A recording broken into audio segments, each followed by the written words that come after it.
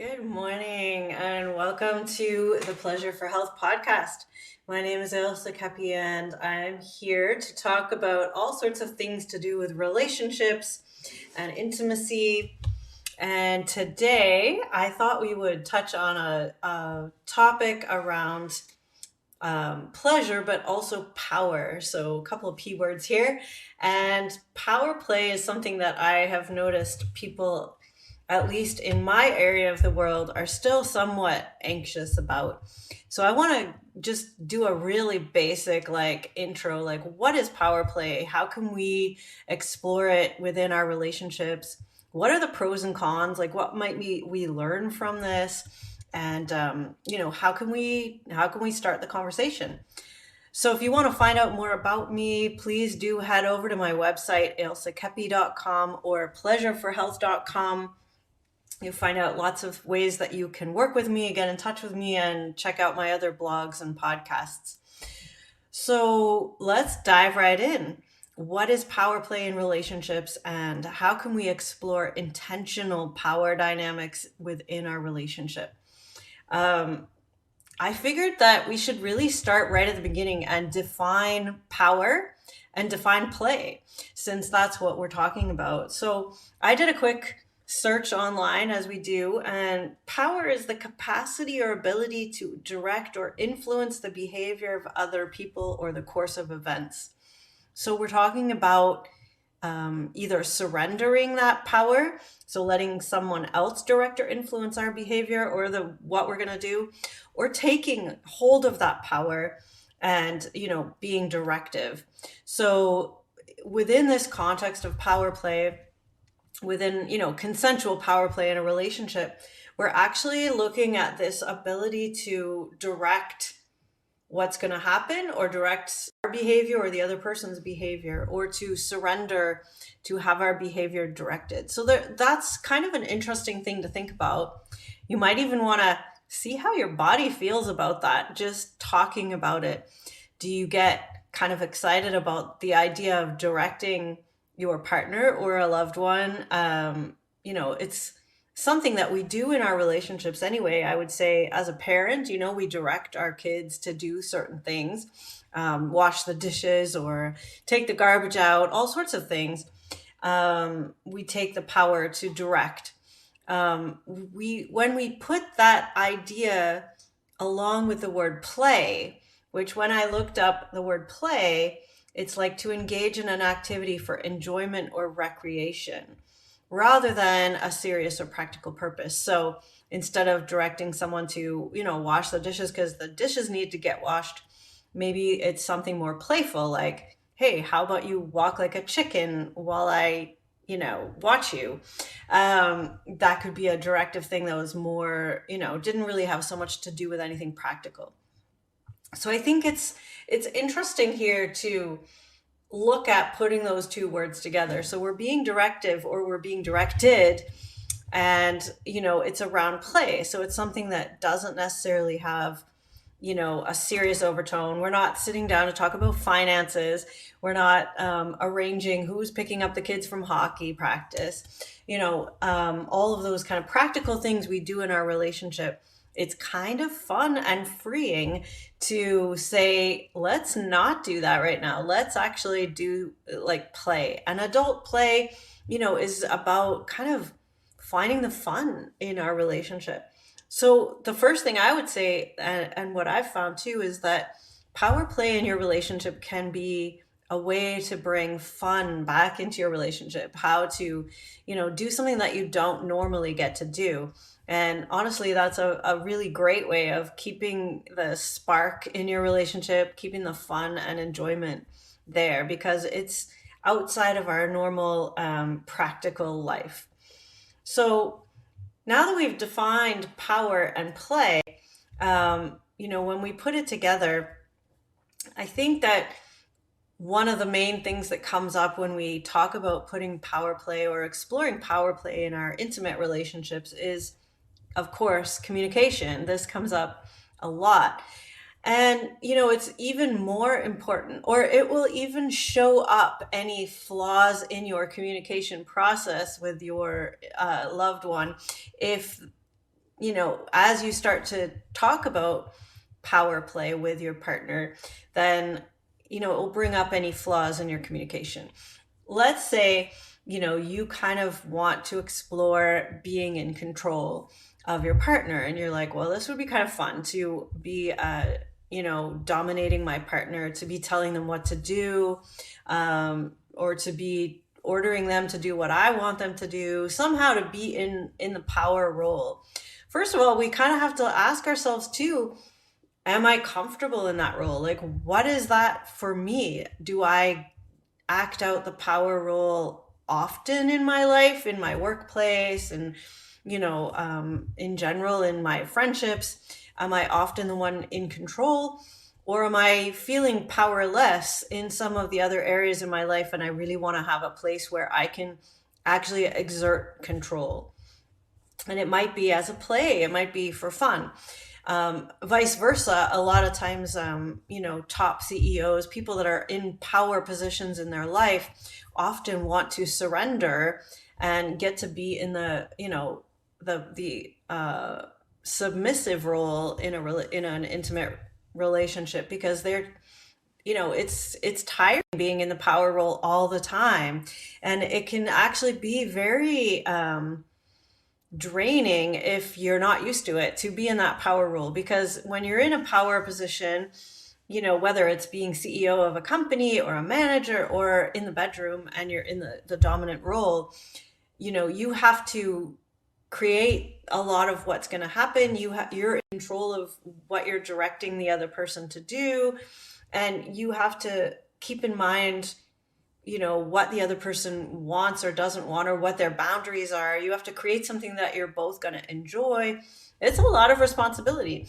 And if you're head of a company, you're doing that all the time. You're trying to keep all your employees happy. You're trying to, keep all the company running. You've got to keep a lot of things on the go. So for those types of people that are in power in their lives, they may want to submit and be submissive in their personal relationship, and just let go and be like, you decide what we're going to do now. I just want to follow orders. I want to have fun. I want to play with you, but I don't want to have to control and be thinking about all the things. So there's one benefit there, is that we sometimes can explore the opposite of what we might do in our everyday lives. So if you find that you're typically kind of submissive, you go to work, you do what you're told, maybe it's kind of fun to think about, I want to be in control here. I don't want to order someone else around, or I want to decide what's going to happen here. So first of all, figuring out the communication pieces, figuring out, what role you feel confident and happy to step into. You might enjoy both of those roles. It's probably difficult to go back and forth too quickly. It's helpful to kind of step into one role and agree to stay in those roles at least for a set amount of time, and then renegotiate, perhaps changing roles. It can be difficult to go back and forth, because we just end up falling into our old relationship patterns, or our habitual relationship patterns, which might be counterproductive to the fun of the play part of it. So first of all, to communicate, we want to think about, what role we want to play. What is our fantasy? What is our idea of what we would like to happen? How can we talk about this with our partner?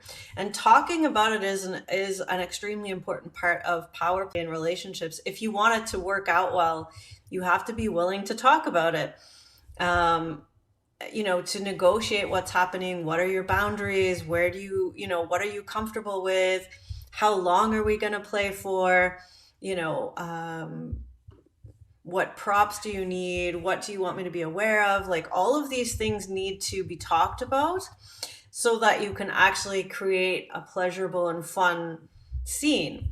And it becomes a little bit of play, role playing sometimes, or, stepping into a role that you may not necessarily always do. So you have to be willing to go there, and you have to be willing to acknowledge what it is you want to happen, and to be clear about that. And so finding out what you want, sometimes this can be a a solo practice on your own, a journaling thing, just a getting in touch with your own self. What is it that I want to experience in this, container? Maybe you set aside an hour, to play with your partner, and you're like, okay, this is going to be an hour long. What do I want to happen in this hour? Ideally, how does this progress? What are how are we going to set this whole scene up? And then we have to actually be able to say that to our partner. And I actually use a prop sometimes with clients. I'll have them write out what it is that their ideal interaction would go like this particular time. And then I get their partner to also fill that out as well separately. So you write down what you would like, and then we exchange those ideals and we talk about it. Where are the crossing over points? Okay, I'd like to be in control and, see you do X, Y, and Z. And you would like to surrender and have me do X, Y, and Z to you. Great. Now we have an overlap. Now we can kind of create a scene where we're both getting something of what we want.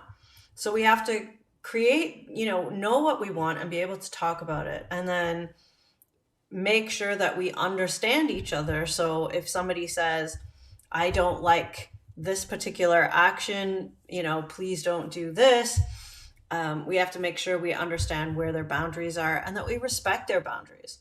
So, this brings up a really important point, is that this kind of power play requires a lot of trust and love in a relationship. So it's not something that would be that easy to engage in with just anybody, or a one night stand, or even a new relationship. This might be tricky to negotiate unless you are really good at communicating and you already know what you like and don't like, and you're sure that your partner does too. So when one person is experienced in this type of power play and in communicating and the other one isn't, that's already a power dynamic there. So one person is experienced and one person is not. We need to actually have how can we negotiate so that you have a chance to explore as a beginner, right? So if you're playing with someone more experienced, you don't want to be feeling ashamed that you don't know anything, and therefore you don't say what you really need and want. So it's a whole dynamic here that we need to work on. So we figure out what we're comfortable with, and we trust the person to listen to us. We love this person. We want to make the scene good for both of us, for anybody who's involved. This is not about abuse. This is not about somebody deciding, I want this and this and this to happen and I don't care what you want. It's actually not about that at all. This is about play. We want this to be fun and pleasurable for everyone. So let's talk about and decide how we can make that happen. And, it really doesn't have to include very much, fancy props or toys or costumes or anything. I mean, a lot of people say, oh, power play, it's going to be, we have to buy all this furniture or equipment or whatever. It actually doesn't require much of that at all. In fact, very subtle things can be infused with the power dynamic that you want to explore and that you may not necessarily explore. One of my teachers actually said, and I think this is a great idea, I do this as well, is to talk about making your partner a cup of tea can be the entire scene. And that may not sound very sexy or romantic, but it's a good way to start because, first of all, if you are in the power role, can you ask clearly for what you want? And I'll give you an example with the tea. It would be something like, I want a cup of tea in my favorite red mug with the hot water poured up to 1 centimeter from the top. And then I want a little dash of cream put in it. I'd like it on a saucer and I'd like it brought to me with a spoon so I can stir it when you get here. That's a really specific ask. This is how I want it. And whether it's a cup of tea or whether it's something much more intimate, the method of asking is the same. We want to be able to ask really clearly for what we want. And then it's interesting for your partner, for the other person to listen, to really have to listen to that command and see if they can please you, see if they can, do that the way that you asked. And if you find yourself rebelling and it doesn't matter, you should just be happy with whatever cup I brought it. I took the blue mug because that's the red one was dirty or whatever. This is not really listening to your partner. So even just to ask for a simple cup of tea and to be in that role of asking, you ask clearly as a command, not, well, could you make me a cup of tea? And you know how I like it. And then when they bring the wrong cup, if you're like, oh, well, I suppose it's good enough. That's not what a person who's in the dominant role would necessarily do. They'd be like, this is not what I asked for. Could you please go and put it in the right cup and then bring it back, right? So this could be a whole dynamic that you explore, and really being clear and being nice and kind. You don't have to be mean, but you could be like, that's not, this is not the cup I asked for. I would really like it in the blue cup. Could you please go back and change that for me? And trying to figure out if you can actually ask clearly and stick to what you asked for can be quite challenging for some people that don't normally spend much of their normal life in that role of being dominant. And so, this is interesting to bring up, and maybe your partner really hates doing what they're being asked to do. So they're kind of bratty, right? We call it in kink being a brat, potentially, and they kind of act out. They don't want to do what you said. And then, you can decide how you deal with that. Do they get punished? Do you continue the scene, or do you play, or do you ask them to do it again, or, all of those things. And if somebody actively refuses to do what you're asking, you might have to say, hang on a second, let's pause the scene here. And what is the issue? Why are you not able to do what I'm asking? Perhaps your partner realizes that they have a problem with authority, and it may bring up something for them to look at. They don't like being told what to do. And that's perfectly fine, but then don't agree to do a power play in the submissive role. You hate being told what to do, right? So if you're not able to step into that role, and maybe it's a role that you would like to be able to step into, but it's difficult for you. And sometimes either role can be hard. So, you may want to enlist the help of a professional, whether it's a psychologist or whether it's a sexological body worker or a surrogate partner or a sex coach. There's lots of ways that you might find someone that could help you to become able to step into either of those roles that may not be the norm for you. And some people are just always really good at one role and cannot be in the other role. And that's also okay. I think this is about knowing ourselves, knowing our partner, and how we can play together. So those are some, those really subtle things can, a simple command like that can be the whole scene. A tone of voice, a way that you look at your partner.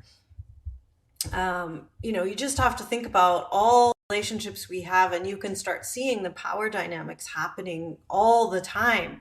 It's not like we are normally not involved in power play, and then all of a sudden in the bedroom we want to decide to do power plays. We're in power plays all the time.